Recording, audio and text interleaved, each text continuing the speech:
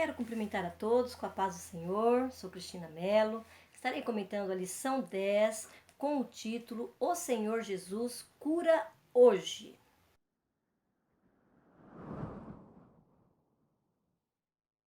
Neste primeiro trimestre de 2021, estamos estudando as lições bíblicas com o tema O Verdadeiro Pentecostalismo, a atualidade da doutrina bíblica sobre a atuação do Espírito Santo. O nosso texto áureo, ele diz assim: é ele que perdoa todas as tuas iniquidades e sara todas as tuas enfermidades. Salmo 103, 3. E a verdade prática diz: a cura de enfermidades é um dos benefícios da obra redentora do Calvário. Isso mesmo, nós vamos falar hoje sobre a cura divina. E nós cremos que ela vem de Deus, e nós cremos que por meio da obra redentora de Cristo ali no Calvário, ela é estendida a nós, nos nossos dias. Porque a salvação, ela ainda está acontecendo. Nós estamos aqui, nós somos criaturas de Deus, criados por Deus, filhos de Deus, e somos agraciados com essa bênção vinda de Deus, que é a cura das nossas enfermidades. E que tema maravilhoso para nós falarmos nos dias que nós estamos vivendo. Estamos totalmente dependentes do nosso Senhor, mais uma vez, porque nós já somos dependentes dele. Então nós estamos agora, mais do que nunca, necessitados da sua mão que cuida, da sua mão que cura, não é? Da sua mão que livra. E nós cremos assim.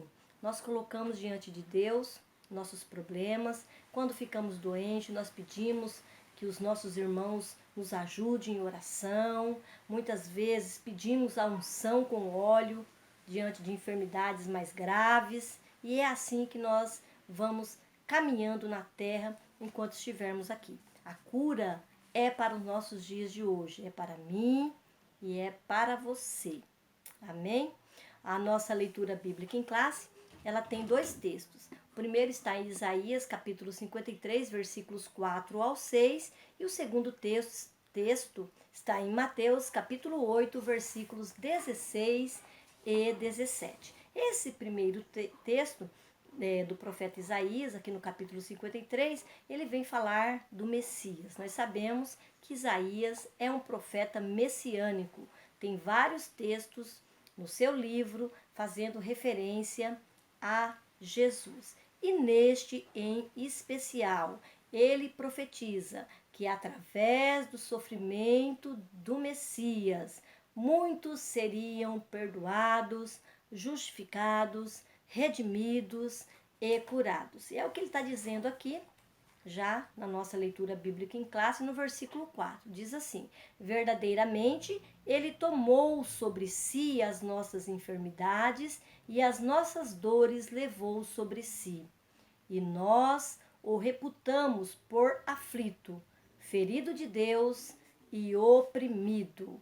Então, esse verso já traz para nós que Jesus curaria as enfermidades. Quais enfermidades? As enfermidades físicas e também as espirituais, porque a separação do homem com Deus, ele traz também coisas ruins para nós, traz doenças para nós. O pecado, ele é uma forma de separar o homem de Deus e traz malefícios para nós. Espiritualmente, nós estávamos como mortos. Então, esta restauração de nós com o nosso Deus é feito através do nosso Salvador. E ele também cura nossas enfermidades físicas. O castigo que deveria ser nosso, como diz o texto, Jesus assumiria, ou melhor dizendo, nos substituiria para nos livrar de nossos pecados, onde o texto trata aqui no versículo 5, que ele foi ferido pelas nossas transgressões e também das nossas doenças e enfermidade. O finalzinho do versículo 5 diz: e pelas suas pisaduras fomos sarados. A causa principal da doença no mundo, nós sabemos que é o pecado. Quando Adão e Eva desobedecem a Deus ali no jardim do Éden, eles trouxeram indiretamente toda forma de males para a humanidade.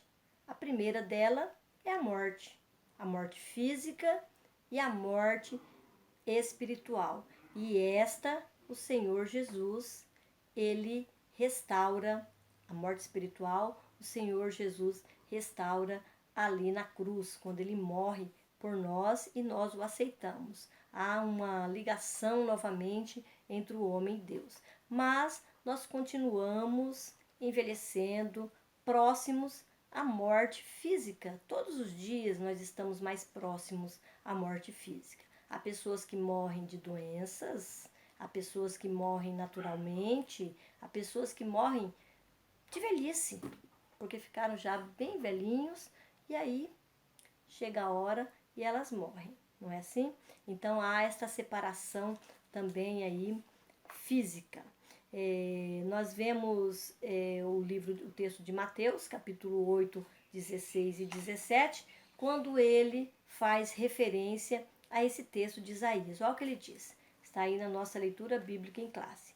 Mateus, capítulo 8, versículos 16 e 17. E chegada a tarde, trouxeram-lhe muitos endemoniados, e ele, com a sua palavra, expulsou dele os espíritos e curou todos os que estavam enfermos, para que se cumprisse o que fora dito pelo profeta Isaías, que diz: ele tomou sobre si as nossas enfermidades e levou as nossas doenças. Então, olha aqui o que Mateus faz. Ele faz uma referência ao que Isaías havia dito, apontando para quem? Para o nosso Senhor Jesus Cristo.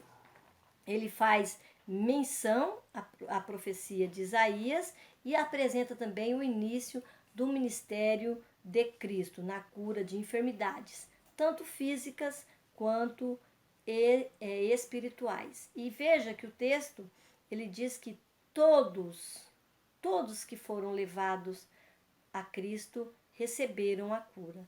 E nós vemos várias menções a esse todos.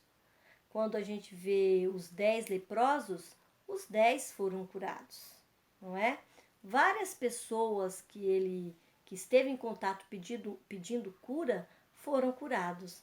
Há uma referência a uma cidade onde as pessoas não creram nele, no nosso Senhor Jesus, e ali ele não fez muito milagre. Mas por quê? Por falta de fé. Então, todos que se aproximaram de Jesus por fé receberam a cura. E nós temos ainda uma outra passagem em Isaías, capítulo 61, versículo 1, onde faz menção ao Cristo Salvador. Leia aí na sua Bíblia, Isaías, capítulo 61, versículos 1 e 2. E o próprio Senhor Jesus, lá em Lucas, capítulo 4, versículo 18 e 19, ele faz menção a este texto, fazendo uma referência a ele mesmo como o Salvador. E veja o que ele diz: o Espírito do Senhor é sobre mim, pois que me ungiu para evangelizar os pobres, enviou-me a curar os quebrantados do coração, a apregoar a liberdade aos cativos, dar vista aos cegos e pôr em liberdade os oprimidos, e anunciar o ano aceitável do Senhor. O próprio Senhor Jesus, ele faz menção a este texto como Salvador e inclui neste trabalho de salvação, nesta obra salvífica, a questão da cura. Esta dar vista aos cegos aqui, nós podemos ver também como algo espiritual, para o mundo espiritual. E ele fala desse ministério dele, linkando ao texto de Isaías. E temos outra passagem também, onde fala do nosso Senhor Jesus como o Salvador, em indicando ou linkando a sua missão de Salvador às curas num texto lá em Lucas capítulo 7, versículos 21 e 22. A passagem é aquela na qual os discípulos de João Batista foram visitá-lo na prisão e ele manda perguntar. Olha a pergunta que ele pede aos discípulos para fazer a Jesus. És tu aquele que havia de vir ou esperamos outro? E aí os discípulos chegam e faz essa pergunta a Cristo. E olha o que ele diz, versículo 21, do capítulo 7. E na mesma hora curou muitos de enfermidades e males e espírito maus, e deu vista a muitos cegos. Respondendo então Jesus, disse-lhes: Ide e anunciai a João o que tendes visto e ouvido. Os cegos veem, os coxos andam, os leprosos são purificados, os surdos ouvem, os mortos ressuscitam e aos pobres anuncia-se o Evangelho. Então a resposta de Cristo é em ação. Na mesma hora, ele cura todas aquelas pessoas e manda avisar a Pedro: Eu sou o que você estava esperando. É a mesma coisa dele dizer isso. Porque as pessoas estão sendo curadas conforme já fora previsto no livro dos profetas. Então, a missão de Cristo, ela reunia principalmente 4 aspectos. O primeiro, pregar o evangelho, que é o primordial, é o mais importante. O segundo, curar espiritualmente e fisicamente doentes e quebrantados. Terceiro, romper os grilhões do mal, libertando os cativos do pecado e do domínio de Satanás. O quarto, abrir os olhos dos cativos cegos para verem a luz do Evangelho e serem salvos. Veja aqui os 4 aspectos da salvação promovida por Cristo, os aspectos que linkam, né, Jesus, nosso Salvador, e aquele que cura as enfermidades. E essas 4 missões, após a ascensão do nosso Salvador, passou para a igreja. A palavra de Deus diz lá em 1 Coríntios capítulo 12 que ele deu dons à igreja. O Espírito Santo concede dons à igreja. E ainda cita assim, os dons de curar. Os dons de curar. E também nós vemos o próprio Jesus dando ordens específicas para seus discípulos para que eles fizessem isso, levassem a palavra e orassem pelos enfermos. Nós vemos até na leitura bíblica de quarta-feira a questão do uso do óleo. Nós não vemos Mateus e Lucas falando dele, mas Marcos cita que ungiam os enfermos e eles eram curados. A questão do óleo que nós veremos mais adiante. Então, esta missão é para a igreja. E hoje, mais do que nunca, a cura divina tem recebido renovada ênfase na pregação e ensino e prática de muitas igrejas. Nunca se viu tantas doenças no mundo, tanto de ordem física, de ordem emocional, de ordem espiritual. As pessoas estão sofrendo porque estão doentes, porque estão separadas de Deus. Este é o pior cenário para um homem e uma mulher neste momento que nós estamos vivendo hoje. Estar espiritualmente separado do seu Deus. Porque nós que somos crentes, temos o nosso Salvador, nós sabemos que nós estamos guardados de alguma maneira. Nós estamos guardados. Mesmo se nós morrermos, nós estamos guardados, nós estamos com o nosso Deus. E o mundo, ele desconhece isso. Então há muito medo, há muitas pessoas trancafiadas em casa com medo de sair, muita síndrome do pânico, muitas doenças emocionais que nós temos ouvido aí as pessoas citarem. E a questão do Covid-19, que é esta pandemia na qual estamos vivendo, que não dá para evitar de falar disso, porque é atual, ela abrange também esses 3 aspectos aqui da vida do homem. O mundo precisa de um Salvador. o Salvador que cura, que salva, que batiza e leva para o céu. Não é esse o nosso lema? É esse o nosso lema. E nós devemos estar falando, divulgando, falando do nosso Senhor. É preciso que nós falemos que o nosso Senhor, Ele cura hoje, e orarmos por todas as pessoas, tanto pelos nossos irmãos, como também por aquelas pessoas que não conhecem a Deus. Esta pode ser uma forma de nós evangelizarmos, levarmos o nosso amor para o nosso próximo. É uma forma de amar, você orar para que a pessoa seja curada, não é? Eu creio que muitos serão salvos nesses dias de pandemia. A cura divina, ela encontra-se na Bíblia, ela encontra-se na Bíblia, e a Bíblia é a palavra de Deus, a palavra inspirada. E por isso que nós cremos que ela é para os dias atuais. Hebreus capítulo 16, versículo 8 diz que Jesus Cristo é o mesmo ontem, hoje e eternamente. O Cristo que curou, que nós citamos agora há pouco, que curou lá no início, no seu ministério, é o que cura hoje, é o que vai curar amanhã, e vai continuar curando-nos em todo o tempo.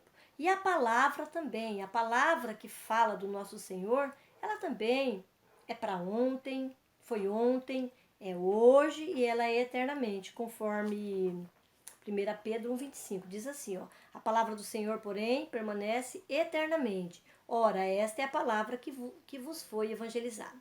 Então, esta é uma das razões porque nós cremos em cura divina, porque está centrada na pessoa do nosso Senhor e está registrado nas Escrituras. A segunda razão pela qual nós cremos na cura divina é que ela está incluída na obra de Cristo. Ambas caminham juntos. A salvação inclui sanar todos os aspectos da nossa vida e tudo provém da expiação. A salvação é um dom e todo dom é perfeito porque provém do céu e é resultado da cruz de Cristo. A salvação e a cura são provisões de Deus para o homem. É por graça, não é por merecimento. Nós não somos curados, nem somos salvos porque somos bons, porque realizamos boas obras. Mas é por graça, porque o Senhor é bom e nos concede. Mateus cita o servo sofredor, que está na nossa leitura bíblica em classe, no capítulo 53, e associa a sua obra de salvação à cura divina, como nós já vimos anteriormente. A terceira razão porque nós cremos na cura divina é esta convergência ou este caminho que leva para o mesmo ponto nos ensinos bíblicos acerca da salvação e da natureza da humanidade. O homem, ele é um ser completo, corpo, alma e espírito, uma unidade. Portanto, a salvação, ela se aplica a todas as facetas da existência humana. O evangelho inteiro é para a pessoa inteira. Então, jamais o Senhor só nos salvaria e nos deixaria doente, não é? E será que, quando a gente está tratando esse tema, será que a gente quer dizer também que todas as pessoas serão curadas? Nós sabemos que não. Tem algumas pessoas que vão morrer com as suas doenças. E aí nós devemos entender como a vontade de Deus. Porque a vontade de Deus, ela prevalece na nossa vida em todos os pontos, até na decisão de nos curar ou não. Amém? Não é às vezes porque a pessoa tem pouca fé ou às vezes por algum outro motivo. É a vontade de Deus, que às vezes nós não temos nem como questionar. E a última razão para assumirmos um compromisso com o ensino da cura divina é a crença de que a salvação ela deve ser entendida em última análise como a restauração do mundo caído. Então, quando Adão e Eva desobedeceram ali no jardim do Éden, eles trouxeram, né? Eles foram expulsos do jardim e trouxeram com essa desobediência, muitos males que alcança a humanidade. O sofrimento e as doenças, elas são consequências, sim, da queda do homem. Então, a cura divina é uma forma de restaurar a criação de Deus, neste caso, o homem. Estas 4 razões que eu trouxe aqui, eu pesquisei na Teologia Sistemática de Stanley Horton, achei muito propício, porque nós estamos falando de cura e é importante explicarmos por que os crentes, os salvos e muitas pessoas, não é, que não são evangélicas, creem na cura ou buscam a Deus por uma cura. E tudo isso, todos esses ensinos, tudo que nós vemos aqui, ele tem uma relação direta com o pentecostalismo. A mensagem da cura divina é uma doutrina pregada pelos pentecostais. Nós cremos, como diz a nossa declaração de fé, nós cremos, professamos e ensinamos que a cura divina é um ato da soberania, graça e misericórdia divina, que, através do poder do Espírito Santo, restaura física e ou emocionalmente aqueles que demonstram fé em Jesus Cristo. Deus fez o homem um ser integral, formado por uma parte material e outra imaterial. A parte material, o corpo, é tão importante quanto a imaterial, a alma e o espírito. A Bíblia mostra que a obra redentora de Cristo incluiu também o corpo, conforme Romanos 8:23. Gememos em nós mesmos, esperando a adoção, a saber, a redenção do nosso corpo. Eu vou continuar aqui que está muito bom, está escrito aqui. A vontade de Deus é, portanto, curar tanto a alma como o corpo. É Ele que perdoa todas as tuas iniquidades e sara todas as tuas enfermidades. Faz parte da natureza divina curar os enfermos. E Deus assim o faz para demonstrar o seu poder e amor pelos afligidos. É o que diz a nossa declaração de fé, página 179. Se você tiver aí, pesquisa mais assuntos sobre isso, que tem aqui mais algumas coisas tratando da nossa declaração de fé, que está relacionado também com a nossa lição. E aí nós já vamos para os tópicos da nossa lição. Eu não vou me estender, porque eu já falei bastante, eu não quero que esse vídeo fique muito longo, porque aqui nós já falamos bastante da questão da cura divina. Mas vamos dar uma olhadinha aqui como era tratado a cura divina no Antigo Testamento. Em Israel, diz aqui na nossa lição, a saúde era uma promessa de Deus, mas o povo tinha que fazer a sua parte. Qual era a parte do povo? Obedecer. Todas as vezes que Deus trazia algum mandamento, alguma lei para o homem, ele precisava obedecer, porque senão seria punido. Então, a cura divina, o cuidado de Deus com as enfermidades daquele tempo, a proteção ou até a cura, era linkado à obediência.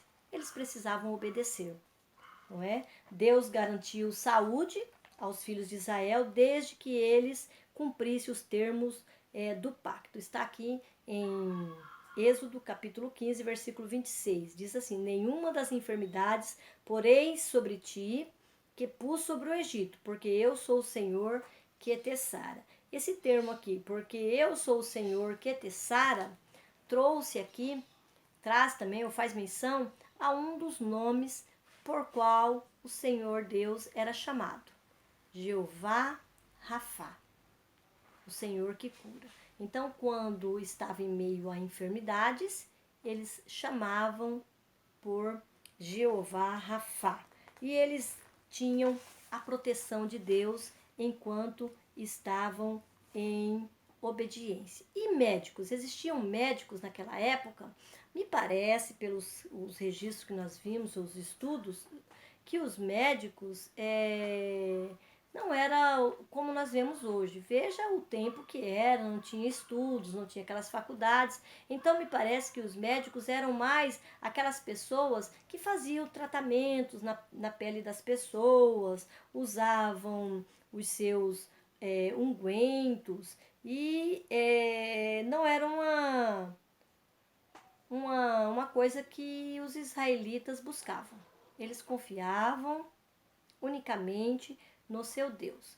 Veja que as menções de médicos nós temos lá em Isaías capítulo 50, versículos de 1 a 3, naqueles homens que embalsamaram Jacó quando ele morre ali no Egito. Eles são chamados médicos. Em Jeremias 8, 22, há uma menção de médico, mas no uso meio metafórico, relacionando a uma pessoa que curava, talvez com ungüentos, com alguns óleos, e tratava ali o ferimento das pessoas. E vemos também uma menção a médicos em 2 Crônicas, capítulo 16, versículo 12, no caso do rei Asa, que ele teve uma enfermidade muito séria e ele buscou os médicos. Fala que ele não buscou o Senhor, olha o que diz o texto. E contudo, na sua enfermidade, não buscou o Senhor, antes os médicos. Então é citado aqui como uma desobediência de Asa. Ele deveria ter confiado no Senhor. Então, o remédio dos antigos estava em Deus. Jeremias 17,4 diz: Sara-me, Senhor, e sararei. Salva-me, e serei salvo, porque tu és o meu louvor. Jeremias 30,17 diz também: porque restaurarei a tua saúde e sararei as tuas chagas, diz o Senhor. Pois te chamam enjeitada, dizendo, é Sião, porque ninguém pergunta. Então aqui Deus falando da cura que daria a Israel na volta, após que voltassem do cativeiro. Há poucas citações de médicos e, como eu disse aqui, dão a entender que eram mais tratadores de feridas, que é o que está também no nosso livro de apoio, e aplicadores de bálsamos e ungüentos, conforme Jeremias 8, 22. Jó também traz aqui uma citação de médicos, diz assim, 13:4, vós, porém, sois inventores de mentiras, e vós todos, médicos que não valem nada.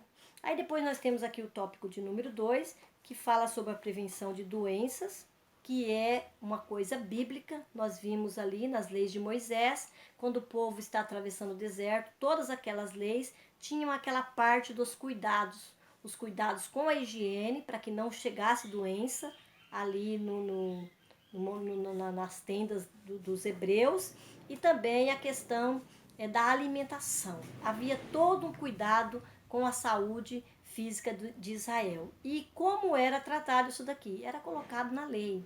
E a lei era obrigado a obedecer. Para que isso? Por que isto? Para cuidar do povo. Diz assim, a religião neste caso, na nossa lição, a religião nesse caso se constitui num veículo eficaz para a conscientização coletiva. O Novo Testamento mostra que a finalidade era uma questão de saúde pública e não purificação espiritual para salvação e santificação. Aqui está fazendo uma referência às leis ali de Moisés. Eu achei interessante isso que o autor diz assim, a religião, nesse caso, se constitui num veículo eficaz para a conscientização coletiva. E nós estamos vivendo um tempo em que as pessoas precisam ser constantemente conscientizadas da importância da higiene das mãos, porque estamos no meio de uma pandemia, o vírus ele é contagioso e para isso nós precisamos de certos cuidados. Então, o distanciamento, a questão da higiene das mãos, o uso de máscara de proteção. Há pessoas que falam assim, não vou usar porque Deus está cuidando de mim. Mas veja, Deus está cuidando de você. Mas veja que lá no Antigo Testamento, no tempo que o povo estava ali ainda no deserto, Deus estava cuidando deles. As manifestações de Deus no meio deles eram grandes. E Deus criou essas regras para que eles não fossem contaminados. Se uma pessoa tinha um bolor na sua casa, um bolor simples, ela já teria que cuidar daquilo dali, teria que ser limpo. A casa dela teria que ser vistoriada para ter todo aquele cuidado. A lepra, eles eram separados dos outros, porque ela era contagiosa. E tinha todo aquele tempo que ficava lá fora para depois retornar. Então, o cuidado com a saúde, ela está na Bíblia. E nós devemos cuidar da nossa saúde. Evitar aglomerações. Se você estiver no lugar que tiver muita gente, usar as máscaras. Obedecer o distanciamento dentro das igrejas, porque a igreja ela é uma atividade que é permitida e tem que ser permitida. Porque nós precisamos estar próximo do nosso Deus, precisamos estar ali em comunhão ajudando nossos irmãos. Mas nós precisamos também ter cuidado. E esse cuidado já é presente lá no Antigo Testamento. No Novo Testamento, quando fala das curas de Jesus, nós vemos que assim que inicia o ministério terreno de Jesus, muitas pessoas foram curadas. E estas curas, elas chamavam a atenção para a pessoa de Cristo. Não é? Todas as vezes que ele curava, outras pessoas vinham em busca dele. Se ele estava num lugar afastado, ensinando, as pessoas iam lá, porque precisavam de cura, mas escutavam os ensinos de Cristo. Veja que maravilha, né? A necessidade de cura, porque tinha muitos doentes, linkada também aí a palavra de Deus, a salvação. E Jesus, ele curou. E Jesus também salvou muitos pecadores. No entanto, por causa da miséria humana, operou muitos milagres, prodígios e maravilhas. Aqui na nossa lição diz assim: o Senhor se compadecia dos enfermos, dos oprimidos e de todos os de espírito abatido, porque essas pessoas andavam como ovelhas que não têm pastor. A compaixão era a principal motivação de Jesus para ministrar ao povo, e isso não mudou. Esse compadecimento do Senhor, ele está presente nos dias de hoje, e nós somos o canal que anuncia isso para as pessoas. O nosso Senhor Jesus, ele cura hoje, ele pode te curar agora, se você estiver enfermo ou enferma. Dando continuidade aqui, nós vamos para o tópico 2, a cura divina como parte da salvação. Eu não vou comentar esse tópico, porque eu já falei dele lá do início, quando eu comentei a leitura bíblica em classe. Eu adiantei, eu aproveitei para falar naquele momento. O que acontece? Nós deixamos os assuntos importantes, ou mais importantes, para o final da lição e acaba ficando incompleto. Então, já foi bem comentado lá no início. Então, se você quiser, pode voltar lá depois, se quiser fazer alguma anotação. Eu vou só dar um destaque aqui, quando o autor diz aqui, ó, o que vem primeiro? A cura de doenças? Essa é uma pergunta minha. O que vem primeiro, a cura de doenças ou a salvação? O pastor Ezequias diz assim: geralmente a salvação vem antes da cura física. Ele cita a cura do paralítico de Cafarnaum, que Jesus perdoa os pecados e depois cura. Está registrado em Mateus capítulo 9, versículos do 1 ao 8, Marcos capítulo 2, versículos 1 a 12, Lucas capítulo 5, versículo 18 a 26. Então, a salvação, ela é mais importante que todo o resto na vida do cristão, da vida do homem e da mulher. Mas pode acontecer ao contrário, pode acontecer uma cura para depois vir a salvação. Um exemplo disso é o caso dos 10 leprosos. Eles oram, eles pedem para Cristo curá-lo e Cristo diz: vá se apresentar lá no templo, aos sacerdotes. No caminho, enquanto eles estão indo, já obedecendo a ordem de Cristo, eles são curados. Daqueles 10, um volta, glorificando ao Senhor, agradecendo, e ele recebe ali a salvação. Jesus diz: a sua fé te salvou. Então, há mais textos na Bíblia na Bíblia em que fala da salvação chegando primeiro do que primeiro a cura de enfermidades. Quando Jesus manda os discípulos irem e dar poder e autoridade, ele fala primeiro de pregar o evangelho às ovelhas perdidas de Israel. Está na nossa leitura diária. Dá uma olhadinha lá no texto que você vai conferir. Depois é que ele fala dos enfermos, curai os enfermos, expulsai demônios. Mas primeiro ele fala de pregar o evangelho. Amém? E depois nós temos o tópico de número 5. Nós já comentamos bem esse tópico 2, não vou retomar. Fala da cura divina e os desafios atuais. Isso daqui tratando um pouquinho do que nós estamos vivendo nos dias de hoje, não é? Nós estamos em meio a pessoas muito doentes, não só do Covid, mas de outras doenças, de outras situações. E é interessante nós tratarmos desse assunto, falando um pouquinho dessas consequências, de onde vêm as doenças. O autor diz aqui, elas são consequências direta ou indiretamente do pecado, pois se não existisse pecado, não existiria enfermidades. Mas isso não significa que todos os enfermos estão em pecado. Nós vimos numa lição anterior, no quarto trimestre, quando falamos de Jó, que todos ali acreditavam que Jó tinha pecado. E Jó não tinha pecado. Era por conta de uma situação acontecida num lugar longe que ele nem sabia, foi nos céus, onde o diabo fez daquela maneira para aquelas doenças acometessem no corpo físico de Jó.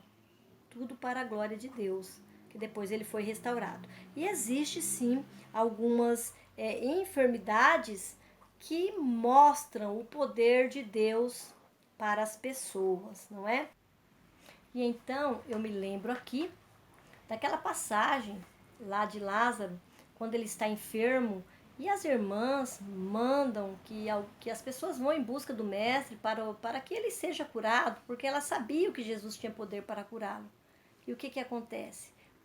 Ou na demora de Jesus chegar, porque ele foi por outros lugares, fez outras coisas, quando ele chega, Lázaro está morto. E aí Jesus, ele ora e, para a glória de Deus, Lázaro ressuscita. Então, nós podemos pegar esta passagem e associar também algumas enfermidades que acontecem em nosso meio, que é algo que pode ser para a glória de Deus, de uma maneira ou de outra. Porque o nosso Deus, ele tem controle de tudo, ele sabe todas as coisas, ele tem seus planos, não é? E nós devemos confiar a nossa vida a ele. Também tem o caso da menina, a filha do oficial, se eu não me engano era Jairo. Será que eu vou confundir as meninas? E quando Jesus chega, ela está morta, porque ele passa por alguns lugares, encontra a mulher do fluxo de sangue, e ali Jesus tem aquele encontro com ela é curada, é salva, e quando ele chega, a menina está morta. Jesus ali, ele ora e a menina ressuscita, não é?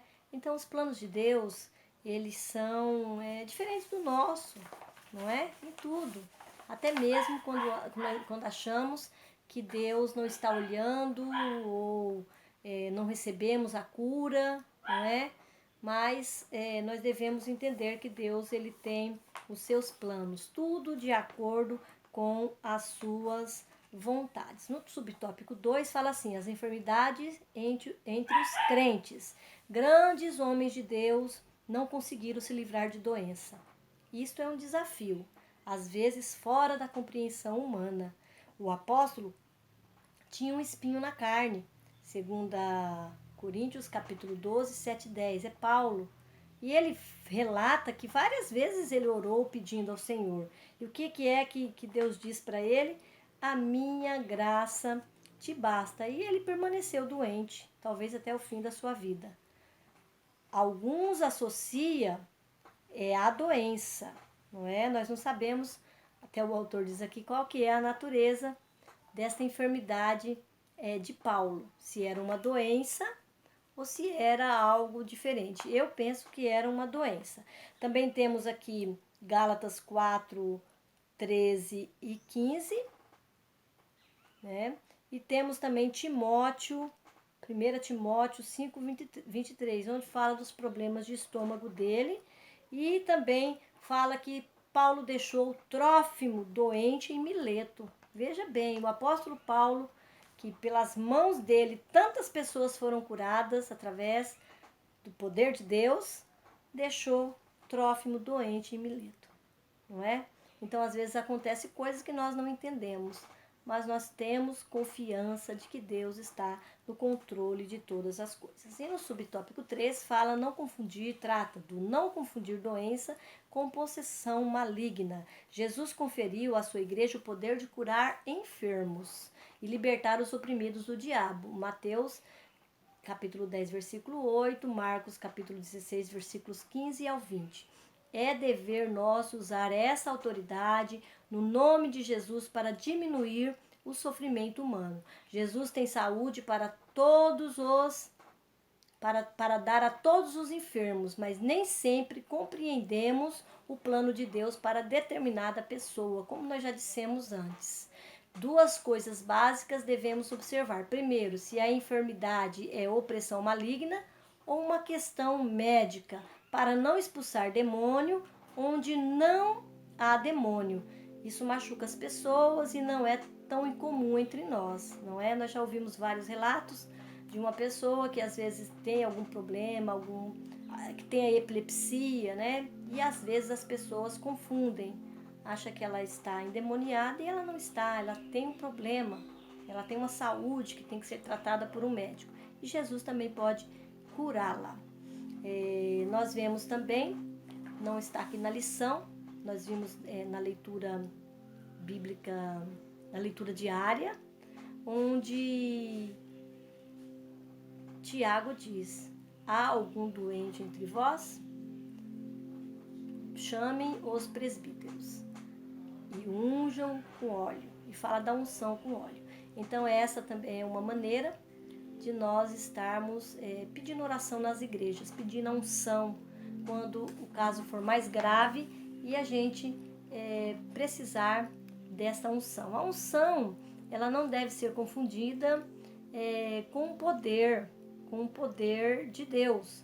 A unção é só um meio, né? Um meio de acrescentar fé ao doente para ele ser curado, porque tem muitas pessoas que são curadas pela fé. Então, a questão da unção é para isso. O poder está no nome de Jesus. E Tiago diz, deixa eu pegar minha Bíblia aqui, quando Tiago fala, ele diz assim, ó, capítulo 5, da leitura diária de hoje, quarta-feira. Diz assim, ó: está alguém entre vós doente? Chame os presbíteros da igreja e orem sobre ele, ungindo-o com azeite em nome do Senhor.